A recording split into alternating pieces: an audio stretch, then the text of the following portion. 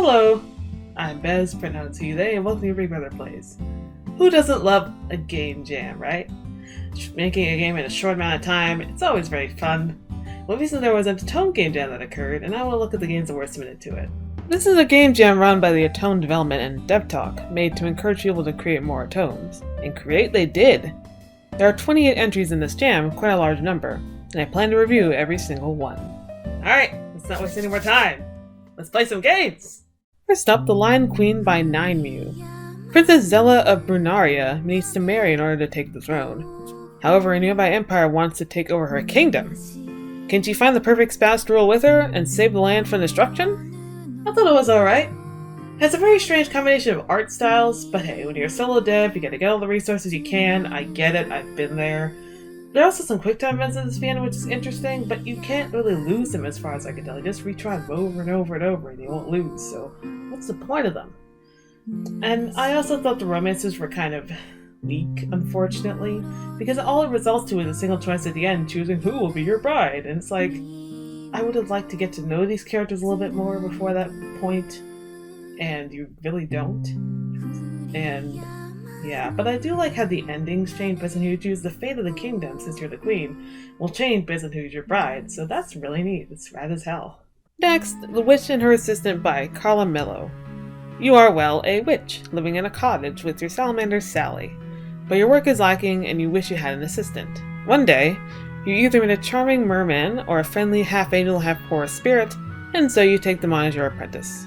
This one's pretty good. It's more of a demo than a full game, just know that going in.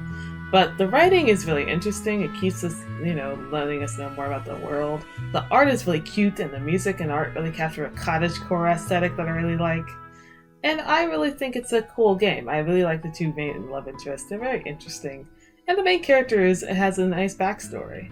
A very sad backstory, but it's nice that she has some backstory, is my point. I think it's a cool demo. I would love to see more. After that, Yrsa Major and Cama Story by Shiva List Productions. Yrsa is a tough carpenter who wants to protect her village Silverdale from demons and bandits. When an alchemist gives her the opportunity to summon an elemental protector, she readily accepts. The elemental Urabel isn't a tough fire spirit as she hoped, but a water master.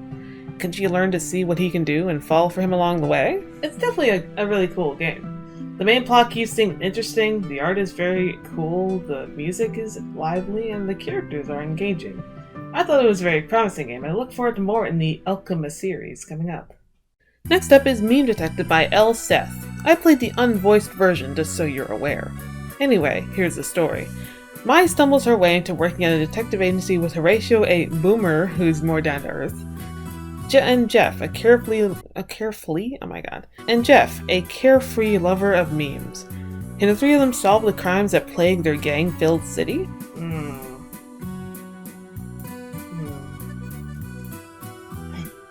It's a game with surprisingly deep lore considering its premise, but that's all I'm going to say about it.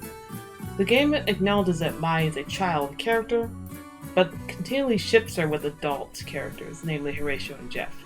Considering that the game acknowledges that Mai is a child, I'm not comfortable playing this game any further because it promotes romance between an adult and a child, and that makes me very uncomfortable. Next game. Let's go to Aria and the Fionnaria by Yrsa and Marionette. Sari is a college sophomore who helps at her father's funeral home. One night, a corpse comes to life. She is a woman named Freya and now is one of the undead. How will you treat her? I wouldn't really call this an Otome game, personally. It's just a main plot that happens to have a couple in it. I think an Otome has to be more of a focus on the romance side of things. But that said, it's a really promising main plot. It's a very cool one. I love when we explore the dynamics in the main character's family, and the love interest is really nice. But you can play the game without love interest. You can just have them go home and then just do the whole game on your own. That said, I really like the art. Also, the art gives me an alt comics kind of vibe. The music is very well played. Really well picked, I believe. I don't know if it's an original score or not. But it's all a very good experience, even though I don't really consider it an Otome experience. It's still very solid, and I recommend you play it. Next up, Rabbit Hole by Otome Rama. You are jobless, but then recruited by a mysterious organization called Rabbit Hole. With your boss Clyde and coworker Weedy guiding you, can you succeed in this position? It's really a demo at the moment, but I really liked what I played. It gives a solid introduction to the world and characters, and introduces a lot of mysteries that I assume the main version is going to, reveal more about. It's a very interesting game, and also the line, "If fate gives me money, I am going with it," is a total mood. Total mood. Finally, we have An Everyday Love by Hollow Rose Studios. You are 20-something working at a marketing firm. Your boss gives you a chance to collaborate with 2 of your handsome coworkers, but you also made a beautiful fitness trainer at the gym. Who will you fall for? This one's also a demo, and it's pretty good. It has a more realistic approach to it. It's very down-to-earth style, and I really like that. It's very interesting to see something so, I guess mellowed out is the word. It's a very mellow, chill game about romance, and that's a really interesting approach. I love how you can customize the main character sprite. That's really awesome. The music is all lovely. The art has a really nice aesthetic. And being the dissatisfied millennial that I am, I really relate to this game. How you want to pursue your passions, but you have to go and, do your job. I really understand that. So good for the game, its developer, for showing that. And that just about covers part 1 of my Otome Jam reviews. Please look forward to more as I play through more of the games. Alrighty then. I'm Bez from Your Big Other Plays, and I will see you next time. Bye.